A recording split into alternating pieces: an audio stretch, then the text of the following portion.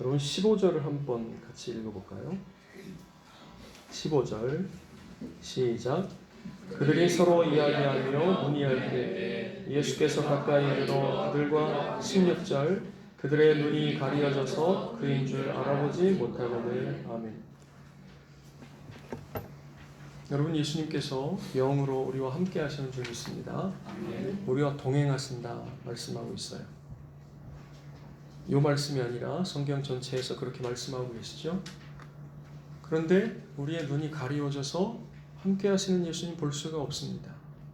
볼 수 없다고 안 계시는 것이 아니라는 것이죠. 여러분, 옆에 계신 분들한테 볼 수 없다고 안 계시는 것이 아닙니다. 여러분, 볼 수 없는 이유가 뭐예요? 그들의 눈이 가리워져 있기 때문이에요. 볼 수 없는 이유가 뭡니까? 우리의 눈이 가리워졌기 때문에 그런 것이죠. 그러니까 성경 읽다가 문득 생각이 났어요. 오늘은 이 말씀이 아니고 이제 본격적으로 말씀을 함께 나눠보겠습니다. 지난 시간에 안식 후 첫날 새벽에 여인들이 예수님의 무덤을 찾았던 이야기를 했습니다. 그날 있었던 이야기예요. 두 사람이 예루살렘에서 25리, 그러니까 약 10km 정도 떨어진 엠마오라고 하는 마을로 가면서 있었던 일입니다. 여러분, 10km 정도 떨어진 거리 어느 정도 될까요? 여기서 안산시청까지 좀 더 가면 돼요. 오이도 빨간등대 좀 덜 가면 됩니다. 산미시장 그 좀 더 가면 돼요. 걸어가고 있는 거예요. 그런데 가면서 뭐 이슈가 있지요. 오늘 우리가 만약에 걷는다 그러면 신종 코로나가 그렇게 무섭다네. 아니야, 그거 별거 아니래. 뭐 이렇게 이야기하면서 갔겠죠. 이 두 사람은 그간 예루살렘에 있었던 일을 서로 이야기하면서 가는 거예요. 그런데 우리가 읽은 대로 부활하신 예수님께서 그들에게 오신 거예요. 그래서 합류하시면서 그들과 함께 이야기를 나누게 된 것이지요. 그런데 놀라운 것은 그 두 사람이 예수님을 알아보지 못했다는 거예요. 이 부분에 대해서 이해가 잘 가지 않잖아요. 3년이거든요. 이 사람들은 사도 외에 좀 더 넓은 그룹인 제자의 그룹에 속해 있던 사람들 같아요. 그리고 학자들은 아마 이 두 사람이 한 사람의 이름은 글로바고 또 한 사람은 아마 그의 아내였을 것이라고 이야기합니다. 그런데 알아보지 못한 거예요.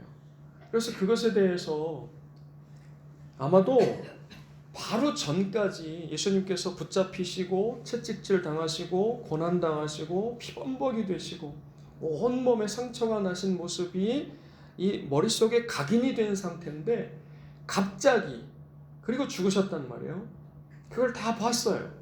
그런데 갑자기 너무나도 다른 모습으로 그들 앞에 서시니 그들이 아마 못 알아봤을 것이라고 어떤 학자들이 그렇게 이야기합니다. 그런데 이 엠마오로 가는 두 제자의 이야기는 마태, 마가, 요한복음에는 등장하지 않아요. 그래서 이건 누가가 아마도 이 말씀을 통해서 무언가 특별한 것을 이야기하려는 것이다 할 수가 있습니다. 그것이 무엇이냐면 바로 못 알아본 것, 거기에 우리에게 주시는 교훈이 있다고 생각하는 것이고 그것에 대해 오늘 말씀을 나누어 보려고 합니다. 같이 한번 읽겠습니다. 시작. 그들이 서로 이야기하며 문의할 때에 예수께서 가까이 이르러 그들과 동행하시나 그들의 눈이 가리어져서 그인 줄 알아보지 못하거늘. 누가는 그들의 눈이 가리어져서 부활하신 예수님을 알아보지 못했다고 말씀하고 있습니다. 눈이 가리어졌다. 앞이 보이지 않는 사람이라는 이야기는 당연히 아니죠. 그러면 누가가 지금 이야기하는 눈이 가리워진 것. 그런데 생각해보면 누가복음 전체 문맥에서 이 두 사람만 예수님을 못 알아본 것이 아니죠. 사실은 종교 지도자들, 성경의 전문가들, 그 당시에 네로라 하는 사람들이 모두 다 예수님을 못 알아봤어요. 그러니 그분을 십자가에 죽이는 데 내어주었습니다. 그리고 십자가에 못 박아 죽인 것이지요. 그런데 누가는 여기 이 사람들을 통해서 누가복음 전체에서 그렇게 예수님을 못 알아봤던 사람들의 눈이 가려진 의미, 그것에 대해서 이야기하면서 오늘 우리에게 동일한 교훈을 전해준다고 생각합니다. 그 의미가 본문에 나오는 거죠. 시작. 우리는 이 사람이 이스라엘을 속량할 자라고 알았노라.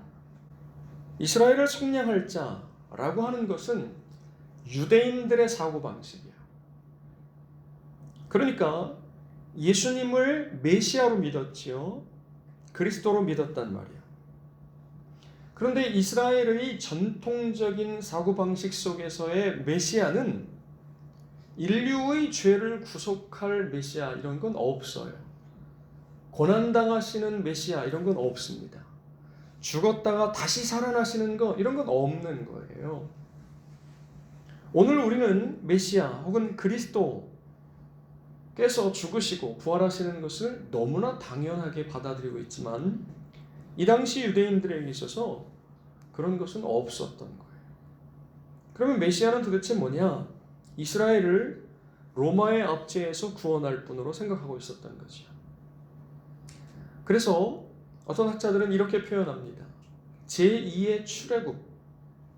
그 옛날 애굽에 포로되어서 430년간 거하던 이스라엘 백성들을 하나님께서 모세를 통해서 건져내신 것과 똑같이 지금 이스라엘은 로마의 압제 가운데 있는 거죠.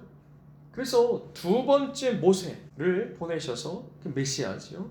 그를 통해서 로마의 압제에서 구원해 내실 거라고 기대하고 믿었던 거예요. 이것이 유대인들의 전통적인 메시아 사상인 것입니다. 그런데 예수님을 보니까 성경에 예언한 메시아인 것 같은 거예요. 그래서 이 두 사람도 고백하고 있지만 말과 일에 능했어요. 말씀하시는 것이 달랐습니다. 일이라고 하는 것은 사건이지요. 기사 이적을 베푸신 거예요.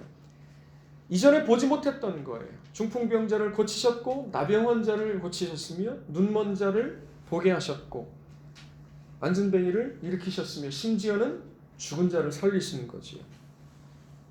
그러니 그분의 말씀도 그렇고 그분의 행하심도 그렇고 그분은 구약에 예언한 메시아인 것이 틀림없다고 믿어지는 거예요. 그래서 수많은 백성들이 그분을 따라다녔던 것입니다. 그런데 그분 따라다닌 이유가 뭐냐면 지금 말씀드린 대로 야 이제 드디어 구세주가 오셨구나. 우리가 생각하는 구세주가 아니라 로마에서부터 우리를 구원해내주고 우리에게 해방과 독립을 가져다 줄 메시아가 오셨구나. 이렇게 생각한 거지. 우리 젊은 사람들은 잘 모르죠. 그러나 여러 가지 텔레비전이나 영화를 통해서 1945년 8월 15일의 그 감동이라고 하는 것은 말로 다 할 수가 없겠죠. 36년간이거든요. 그러나 훨씬 더 오랜 세월을 로마의 압제 가운데 있었던 이 이스라엘 백성들에게 있어서 독립, 해방이라고 하는 것은 우리의 소원이 통일인 것과 같이 그렇게 그들의 소원이고 염원이고 수많은 구약의 선지자들이 선포한 바 오실 메시아가 그들을 로마의 압제에서부터 건져내실 줄로 생각했으니 이건 엄청난 그들의 소망이고 기대였던 것이죠. 그런데 난데없이 예수님께서 십자가에 죽으신 거예요. 얼마나 허무하게 끝나버린지를 알 수가 없습니다. 그러니 백성들이 다 등을 돌리고 도망가 버린 이유가 거기에 있는 것이에요. 모든 소망이 끊어졌습니다. 모든 기대가 사라졌어요. 충격은 컸고 해방과 독립의 소망은 온데간데 없이 사라져버리는 것이지. 그렇게 모두 충격을 받고 슬픔에 잠겨 있는데 그날 아침 여인들이 예수님의 무덤에 갔다가 예수님의 시체가 사라진 것을 보았고 오히려 천사들을 봤다 하는 이야기를 들었기 때문입니다. 이런 이야기를 쭉 한 거죠. 그랬더니 예수님께서 뭐라고 말씀하시냐면 이렇게 말씀하시는 거예요. 시작. 이르시되 미련하고 선지자들이 말한 모든 것을 마음에 더디 믿는 자들이요. 여러분, 이 사람들이 예수님의 선지자의 말을 믿지 않았던 게 아니에요. 믿었어요. 그래서 메시아가 오시면 로마로부터 우리를 구속하실 거라고 생각했던 거예요. 그런데 뭐라고 말씀하시냐면 더디 믿는 자들, 그러니까 아직도 안 믿고 있다고 이야기하고 계신 것이죠.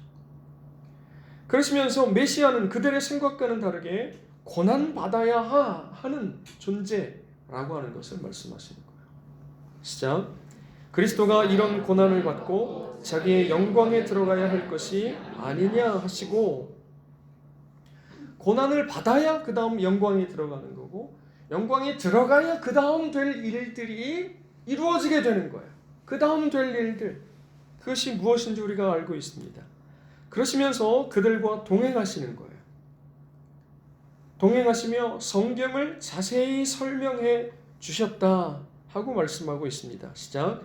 이에 모세와 모든 선지자의 글로 시작하여 모든 성경에 쓴 바 자기에 관한 것을 자세히 설명하시니라. 아멘.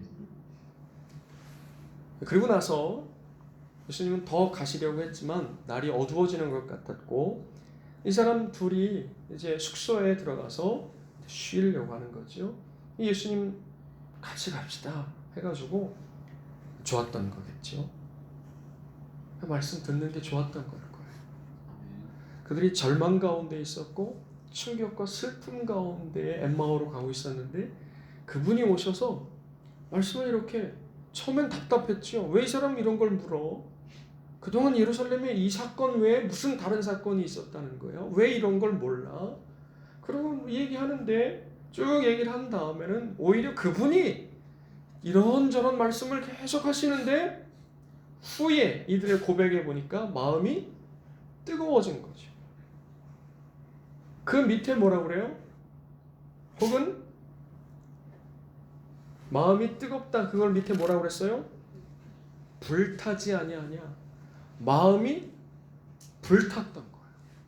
그래서 같이 들어가서 식사 같이 하시자고 청했고, 예수님께서 그에 응답하셨고, 그런데 예수님께서 마침 있는 떡을 떼어서 제자들에게 주시는 거예요. 그 장면에서 이 사람들의 눈이 밝아지는 겁니다. 오? 이렇게 되는 거예요. 오? 이게 도대체 무슨 일인 거예요, 이게? 이전에 들어본 적 있다고요? 없다고요? 없다고. 이전에 본 적 있다고요? 없다고요? 없다고요. 그러는 사이에 갑자기 예수님은 호련히 사라져 버리셨고, 두 사람이 난리가 났습니다. 예수님 맞지? 응? 예수님.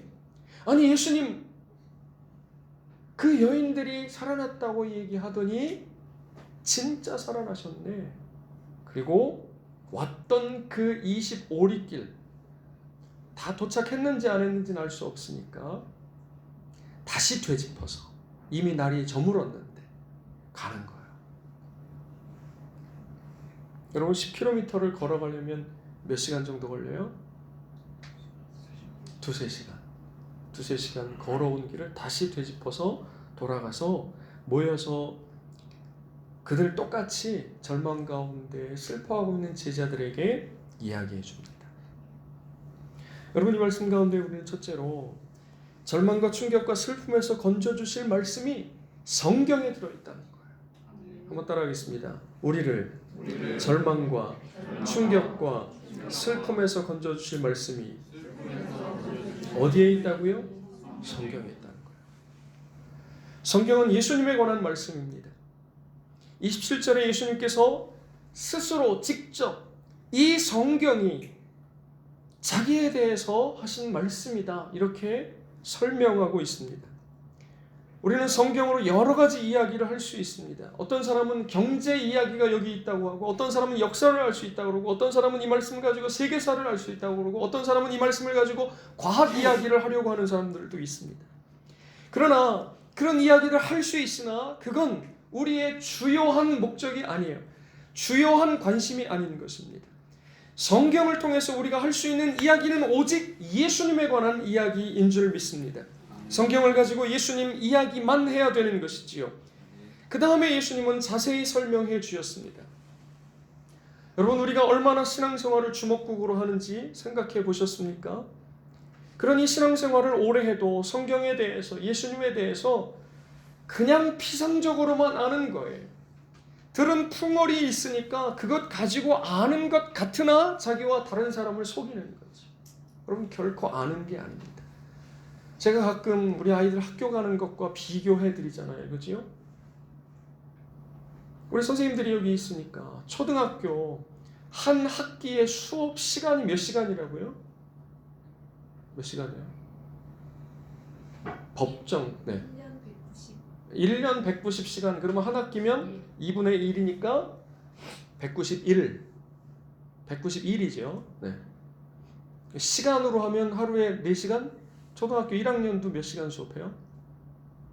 4시간? 네, 하루에. 4-5시간. 곱하기 190 하면 되는 거죠. 그런데 우리는 얼마나 수업해요? 52일. 52일을 뭐 2시간, 3시간, 4교시 뭐 이런 거 없어요. 그죠? 1부 예배, 2부 예배, 3부 예배, 4부 예배, 이게 꼭 1교시, 2교시 그렇게 할까 우리? 네? 1부는 구약, 2부는 신약. 그러면 성경을 우리 생애에 다 설교할 수 있겠는데요? 설교 전주가 어서 데리고 오면 되지 뭐. 아니면 여러분들이 하나씩 하면 되죠 뭐. 그죠? 1교시 선생님 나와가지고 창세기 설교하고 2교시 10분 쉬었다가 너무 좋아서 다들 웃으시네. 그죠?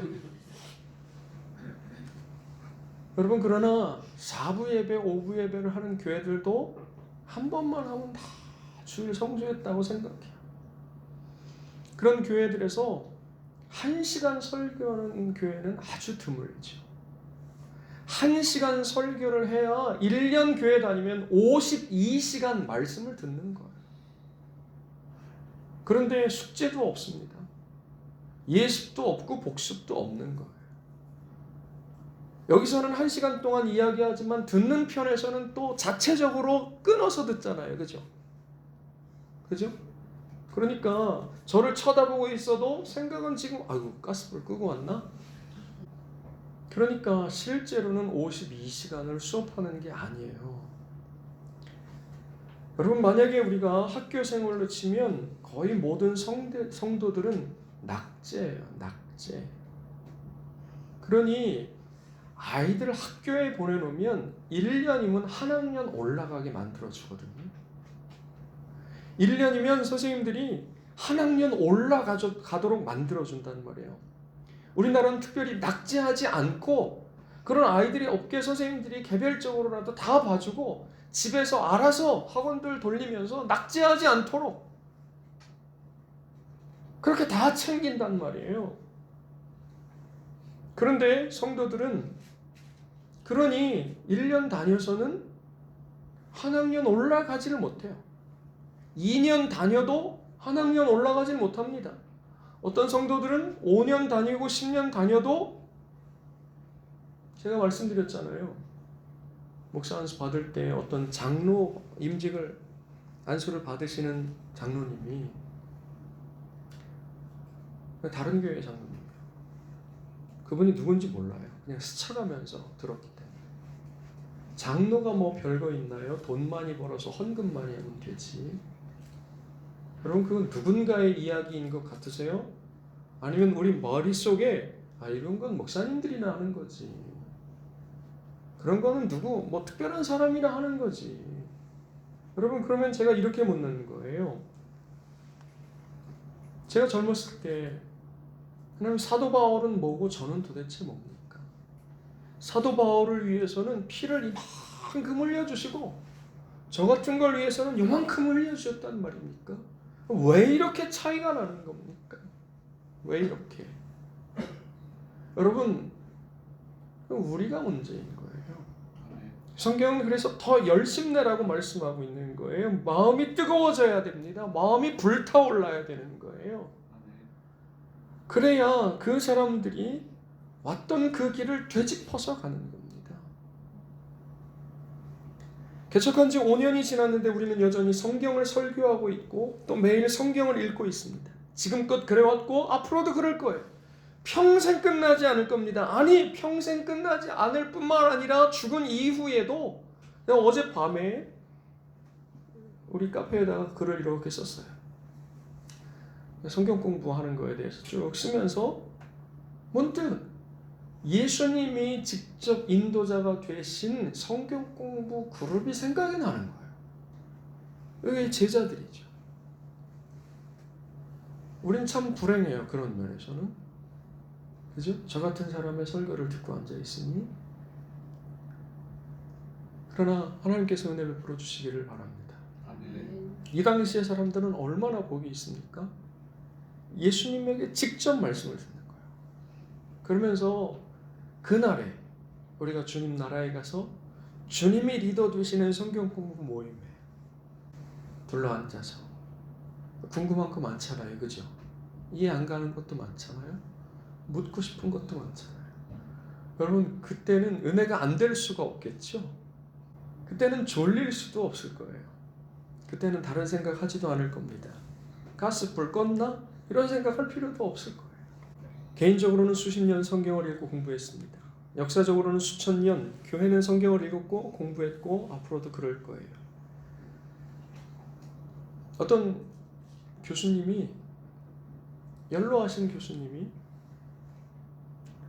자기 교수 연구실에 앉아서 성경을 보고 계시는데 동료 교수님이 방문을 한 거예요. 근데 그 앉아서 뭐하고 계시냐면 성경을 읽고 계신 거예요.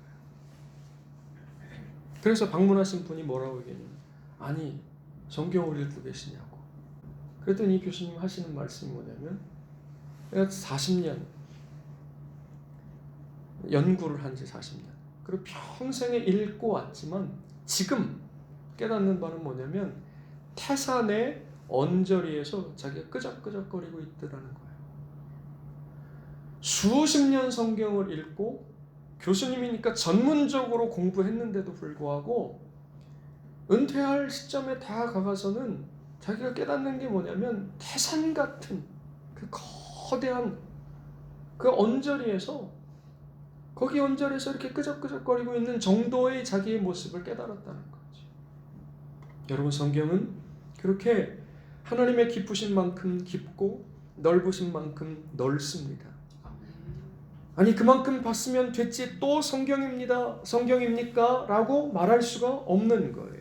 예수님은 3년 공생애 내내 성경을 설명해 주셨습니다.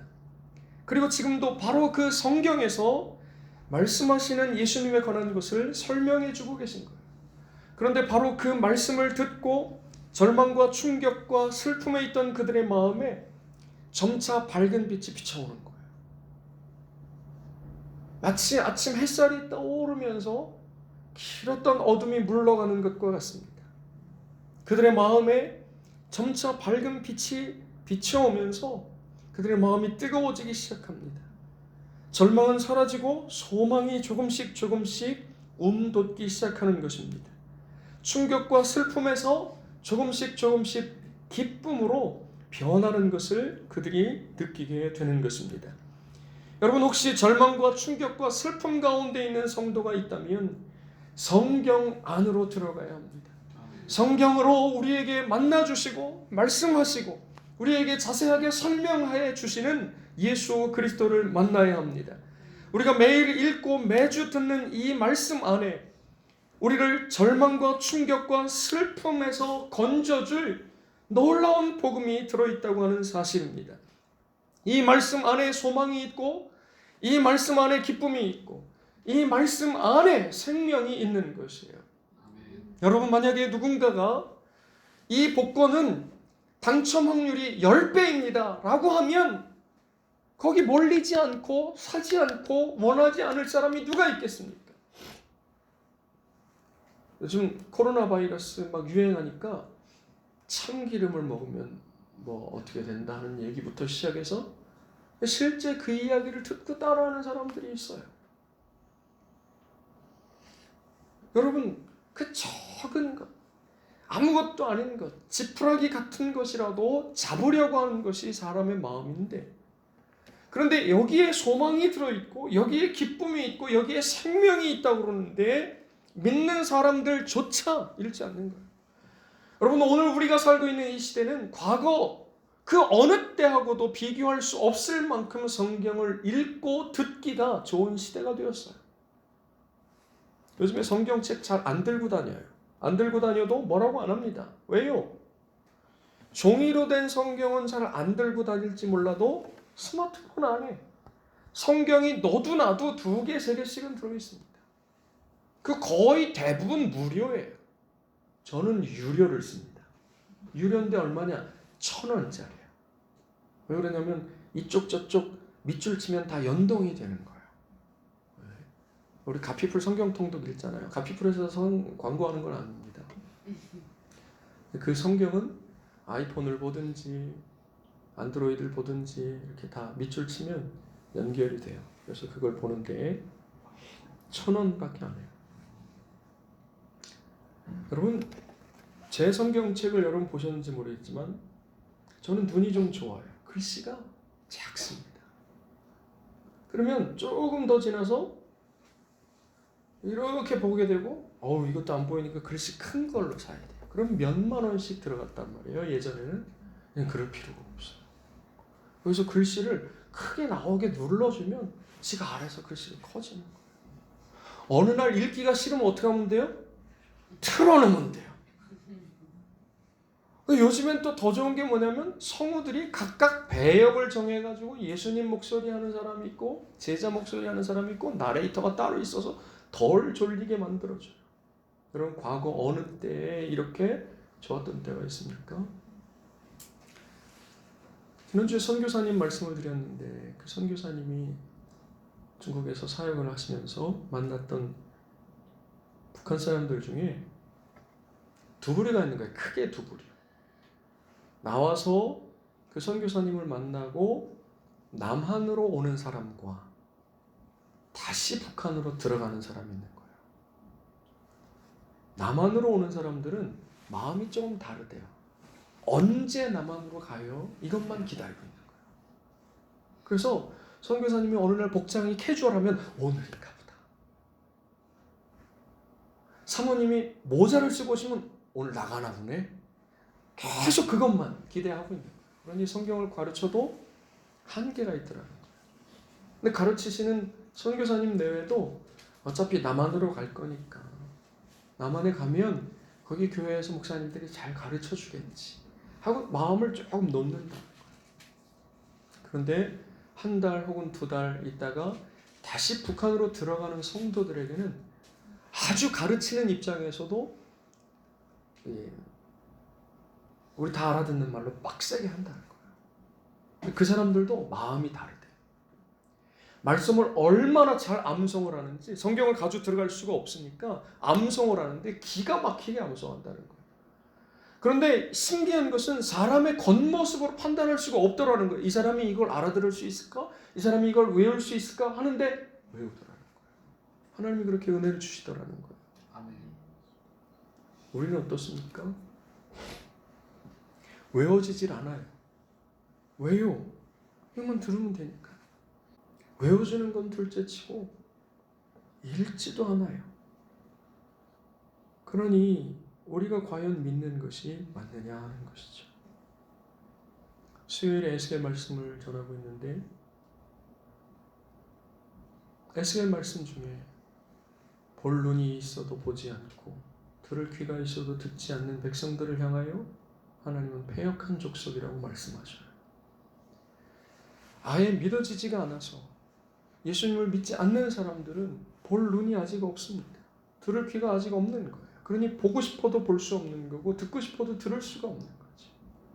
그러나 이미 예수 믿는 사람들은 이제 볼 수 있는 눈이 생긴 거예요. 들을 귀가 생긴 겁니다. 그런데 볼 수 있는 눈이 있는데도 보지 않고 들을 귀가 있는데도 듣지 않는 것, 그것이 무엇이냐면 패역이라는 거예요. 하나님께서 그들을 심판하셨습니다. 이유가 뭐예요? 그들의 패역 때문입니다.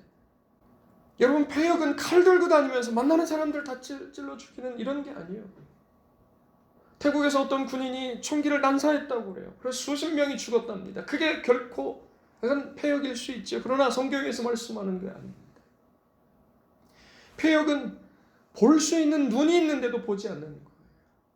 들을 수 있는 귀가 있는데도 듣지 않는 겁니다. 그런 면에서 오늘 우리가 살고 있는 이 시대, 이 땅에 있는 교회들이 걱정스러운 거죠. 말씀을 읽고 듣고 공부하는 중에 이 두 사람에게 일어난 일들이 저와 여러분에게 일어나야 할 줄 믿습니다. 아멘. 일어나되 자주 일어날 수 있기를 주의 이름으로 부탁을 드립니다. 아멘. 말씀을 읽다가 마음이 뜨거워지는 경험을 해야 돼요. 그러면 보이지 않는 주님이 지금 내 곁에서 나의 눈을 밝히고 나의 마음을 열어주고 계시는구나. 그 주님이 지금 나로 하여금 말씀을 깨닫게 하시는구나. 엠마오로 가는 두 제자에게 그렇게 하셨던 것처럼 내게도 지금 그렇게 하시는구나. 그리고 내 마음이 뜨거워지는구나. 그때 바로 내 곁에, 바로 우리 안에 주님이 함께 계심을 느낄 수가 있는 것이지요. 여러분, 말씀을 읽고 듣고 그 수준에서 머물러 있어서는 안 되고 공부해야 됩니다. 연구해야 됩니다. 부지런히 그렇게 해야 됩니다. 자세하게 공부해야 하는 것입니다. 그것을 주님이 원하시는 거예요. 주님이 직접 본을 보이시는 것입니다. 여러분, 그럴 수 있기를 주의 이름으로 축원드립니다. 아멘. 둘째는 우리는 성경을 읽을 때 편견과 선입견이 있다는 것을 인정해야 합니다. 오후에 말씀을 나누고 있는 로이드 존스는 늘 말씀을 시작하면서 우리에게는 한계가 있다고 하는 것을 명시하고 들어가요. 우리가 하나님 말씀을 다 이해할 수 있다고 생각하는 것에서부터 벌써 오류가 시작되었다는 거예요. 그것과 똑같이 우리가 말씀을 읽고 말씀을 들을 때, 공부할 때 이미 우리 속에 편견과 선입견이 있다는 것을 인정해야 합니다.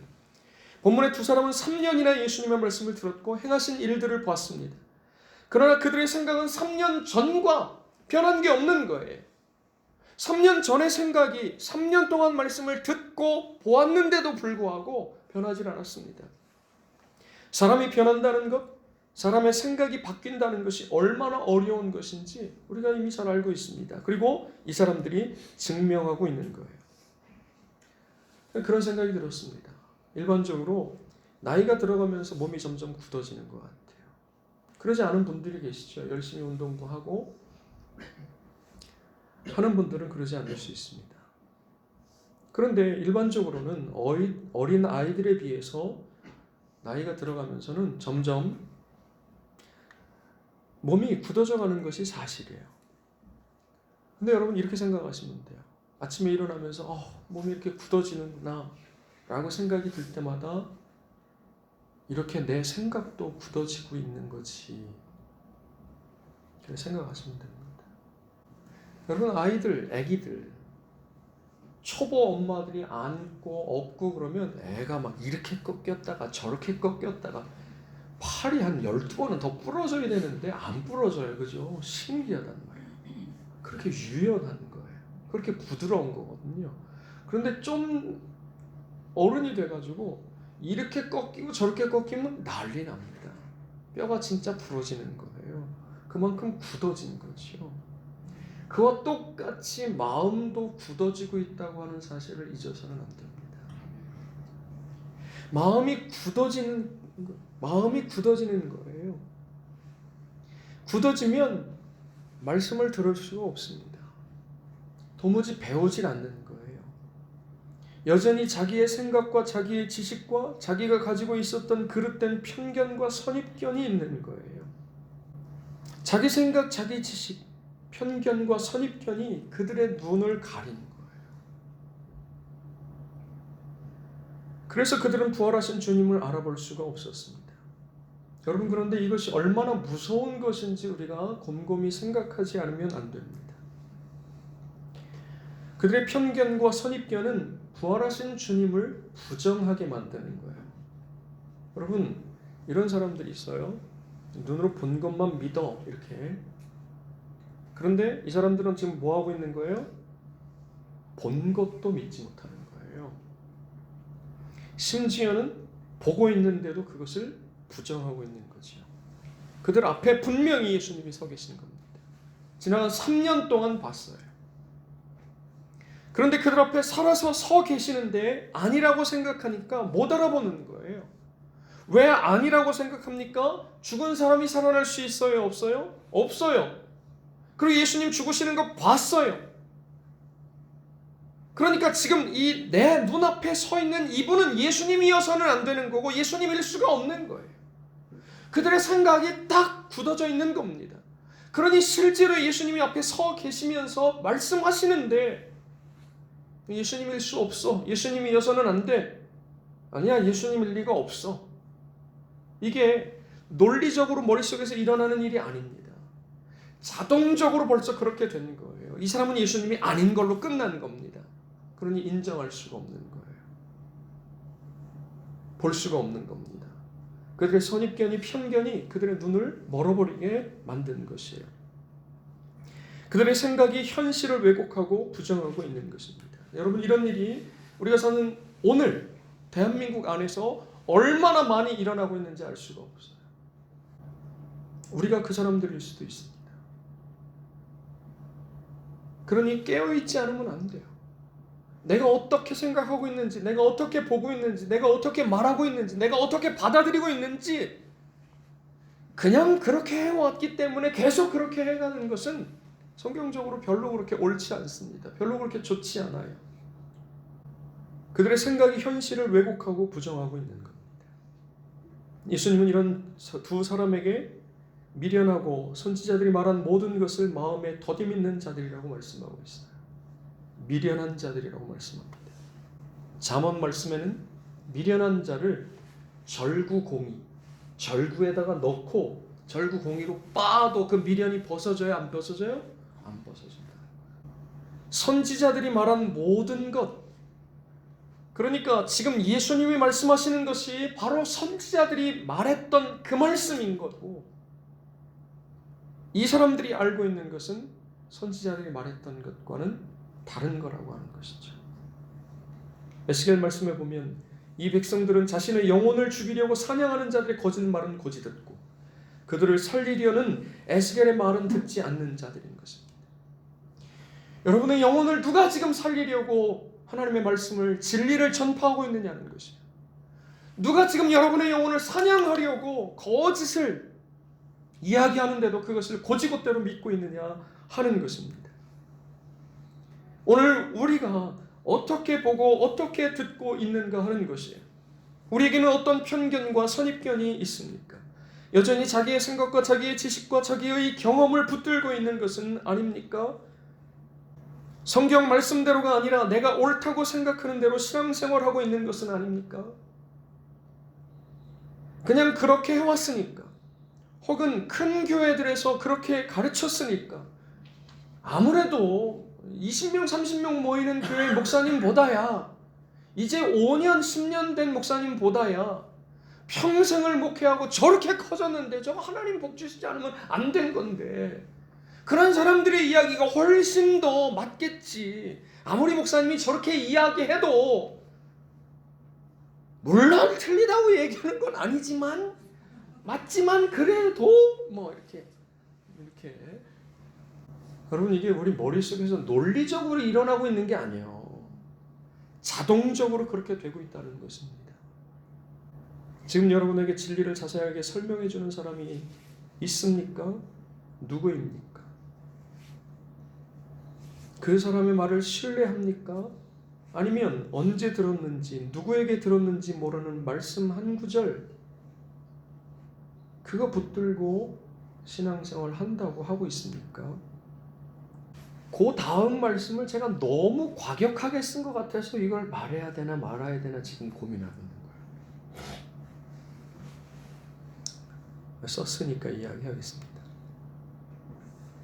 설교자가 설교를 이상하게 한다고 생각합니까? 말씀을 제멋대로 해석한다고, 그냥 자기의 생각일 뿐이라고, 또는 너무 극단적이고 과격하다고, 오히려 설교가 치우쳐 있고 설교자가 선입견을 가지고 있다고 생각하시는 것 아닙니까? 그러나 저는 이렇게 묻습니다. 혹시 여러분의 눈이 가리워진 것은 아닙니까? 혹시 여러분이 미련하고 더디 믿고 있는 것은 아닙니까?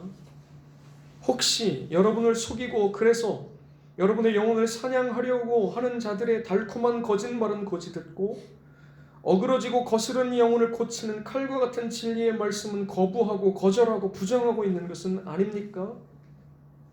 하나님의 말씀은 맞는데, 맞지만 알아 나도 맞아 그러나 하고 있는 것 아니냐 하는 것입니다.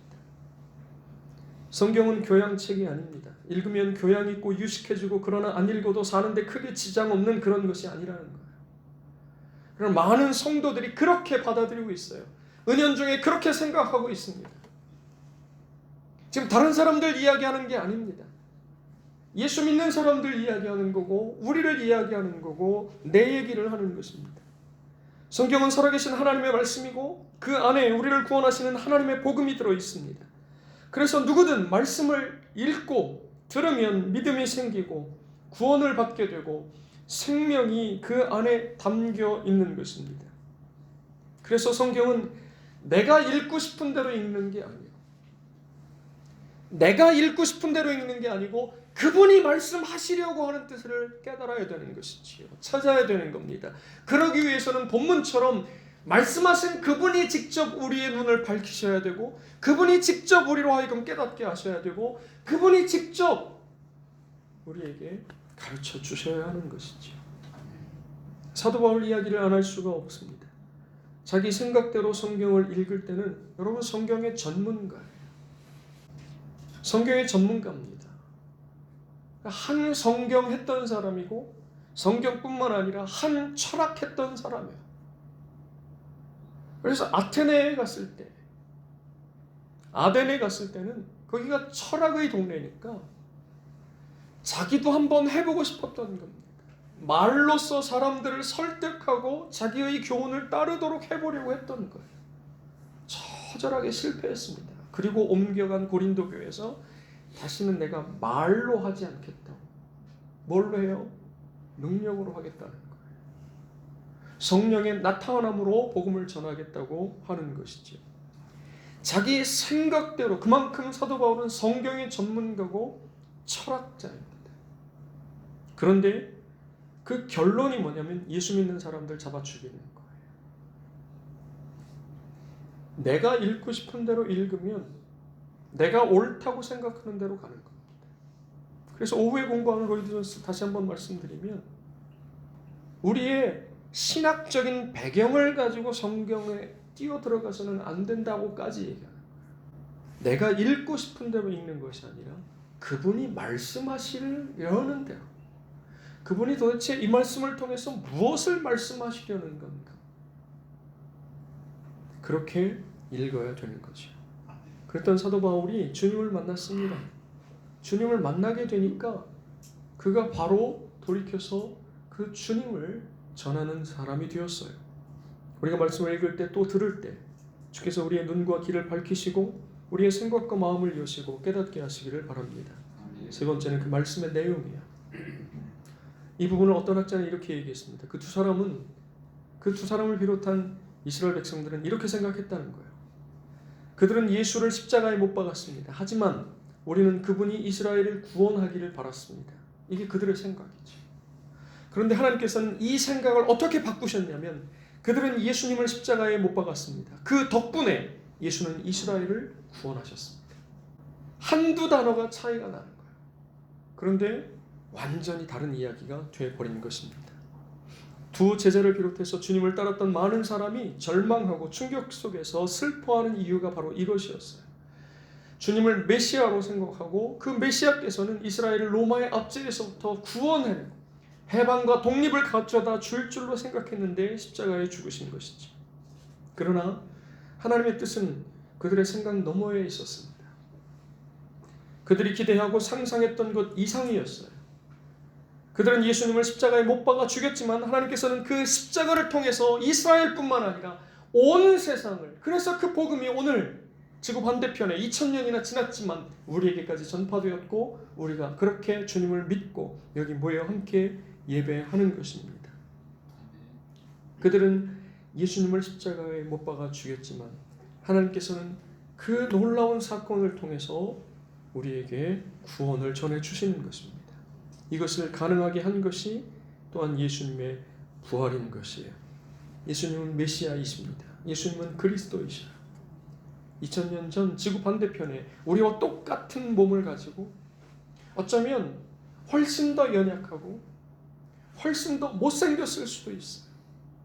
30살 정도니까 그냥 젊은 청년이에요. 그러나 그분이 바로 메시아이신 것이에요. 바로 그분이 그리스도이신 것입니다. 로마의 압제에서 이스라엘 나라를 구원하실 구원자가 아니라 온 세상을 죄와 죽음의 압제에서 구원해내시는 구원자이신 것을 믿습니다. 그리고 그것을 십자가와 부활을 통해서 이루셨습니다. 그래서 예수님의 십자가와 부활이 기독교 신앙의 핵심이고 복음 자체인 것입니다. 이 복음을 믿을 때 구원을 받는 거예요. 이 복음을 믿을 때, 지난 시간에 말씀드렸듯이 부활하신 주님을 만나면 너무 좋지요. 그러나 만나야 구원받는 것이 아니라 믿으면 구원받는 거예요. 그리고 그렇게 믿은 자들에게 주께서 당신을 나타내신다고 말씀하고 있어요. 여러분 믿으시길 바랍니다. 믿는 것은 오늘 결단하면 되는 거예요. 주님, 내가 주님을 믿습니다. 십자가에 못 박혀 죽으시고 부활하신 주님을 나의 구주로 믿습니다. 그 순간 주께서 여러분을 구원하시는 것입니다. 그리고 그렇게 구원받은 믿음을 고백한 그 사람에게 주께서 당신을 부활하신 주님을 나타내시겠다고 말씀하고 있습니다. 우리의 짧은 지식과 좁은 경험을 내려놓고 편견과 선입견을 벗어던지고, 그러나 먼저 확인되어야 할 게 있다 그랬어요. 그 먼저 확인되어야 할 것이 무엇이냐면 내 앞에 선 설교자가 진리를 말하는, 진리를 가르치는 설교자인가? 나를 여전히 하나님 말씀 앞에, 하나님 앞에 세우는 사람인가? 아닌가? 확인이 되어야 합니다. 교회가 많고 설교자가 많아요. 그러나 성경에는 그 가운데 목자가 있는가 하면 삭군도 있다고 말씀하고 있습니다. 성도들 중에는 양이 있는가 하면 염소가 있겠죠. 먼저 확인해야 될 것이 무엇이냐면 내 앞에 있는 설교자가 목자인가 하는 것이에요.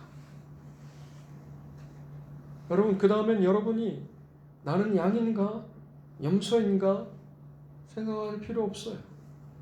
내 앞에 있는 설교자가 목자라면 믿고 따라가면 됩니다. 내 생각, 내 지식, 내 경험 내려놓고 따라가면 돼요.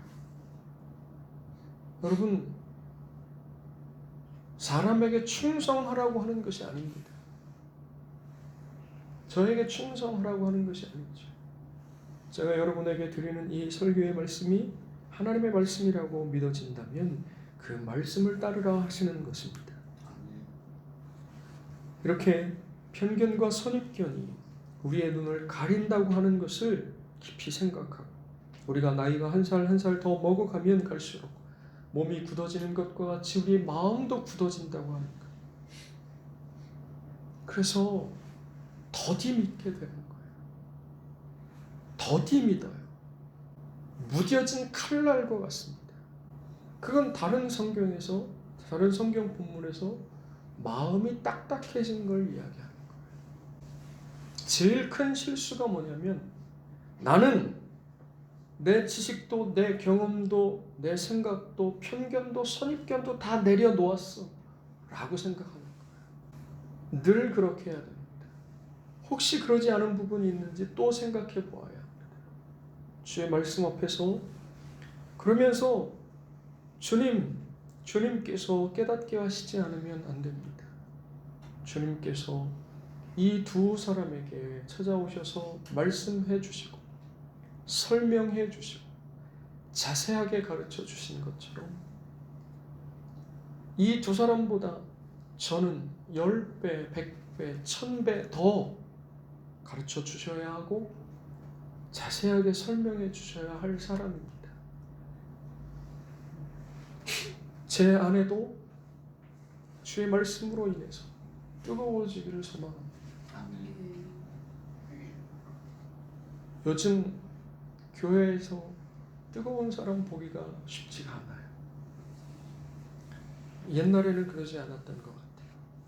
그런데 그게 꼭 오늘 우리에게 필요한 그 뜨거움이 오늘 우리에게 필요한 건지 모르겠어요. 그러나 이 뜨거움은 우리에게 필요합니다. 세월이 가고 세대가 변해도 이 뜨거움으로 우리가 뜨겁게 우리의 남은 생애를 살 수 있기를 바랍니다. 주께서 저와 여러분을 통해서 역사하시고 설교자를 통해 가르치시는 하나님의 말씀을 부지런히 또 자세하게 배워 범사에 그리스도에게까지 자라갈 수 있기를 주의 이름으로 축원을 드립니다. 기도하겠습니다.